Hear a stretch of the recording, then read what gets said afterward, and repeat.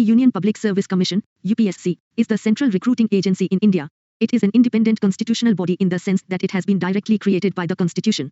Articles 315 to 323 in Part 14 of the Constitution contain elaborate provisions regarding the composition, appointment and removal of members along with the independence, powers and functions of the UPSC.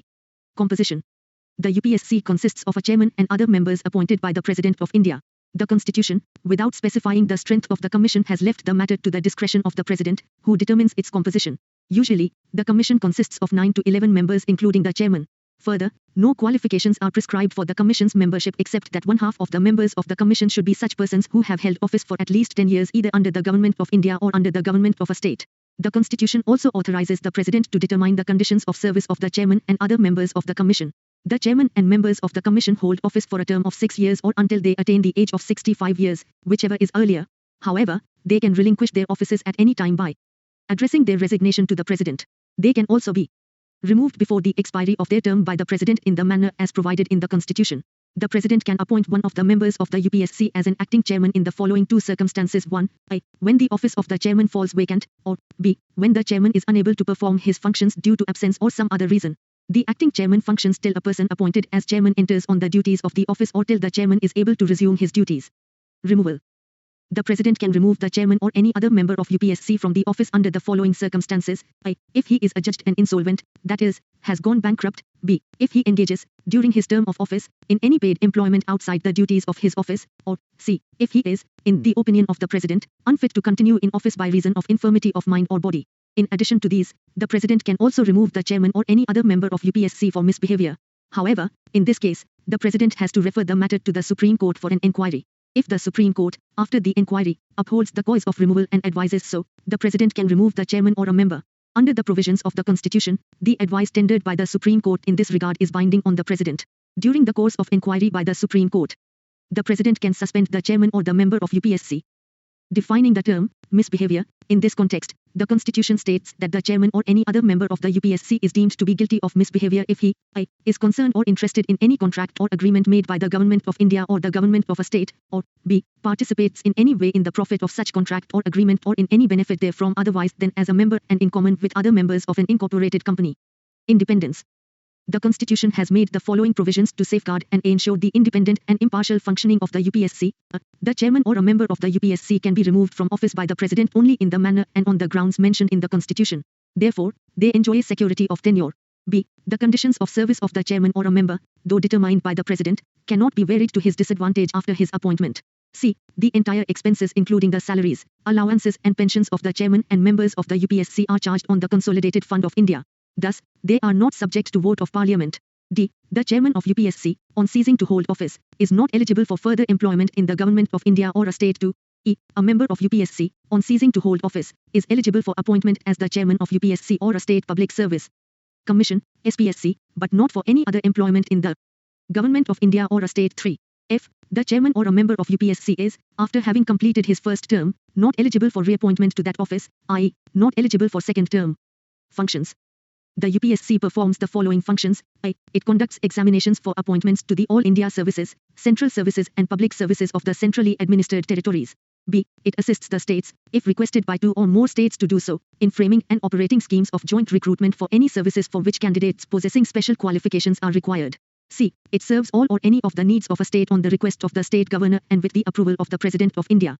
D. It is consulted on the following matters related to personnel management. I. All matters relating to methods of recruitment to civil service and for civil posts.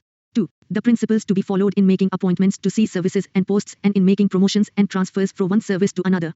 3. The suitability of candidates for appointments to civil service and posts, for promotions and transfers from one service another, and appointments by transfer or deputation.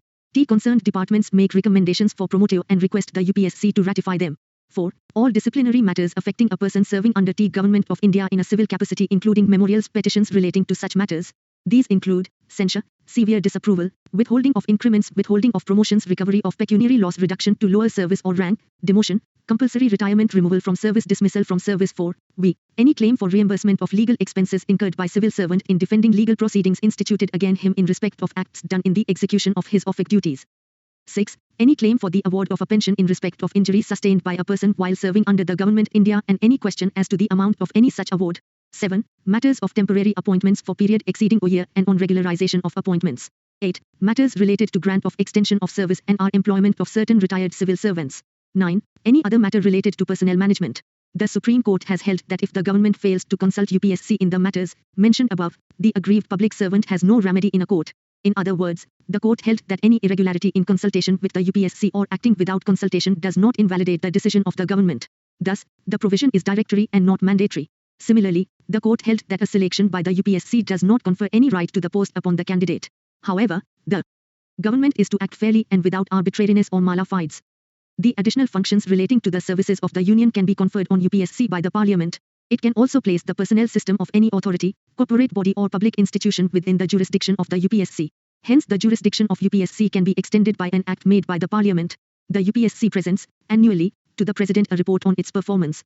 The President places this report before both the Houses of Parliament, along with a memorandum explaining the cases where the advice of the Commission was not accepted and the reasons for such non-acceptance. All such cases of non-acceptance must be approved by the Appointments Committee of the Union Cabinet. An individual ministry or department has no power to reject the advice of the UPSC. Limitations. The following matters are kept outside the functional jurisdiction of the UPSC.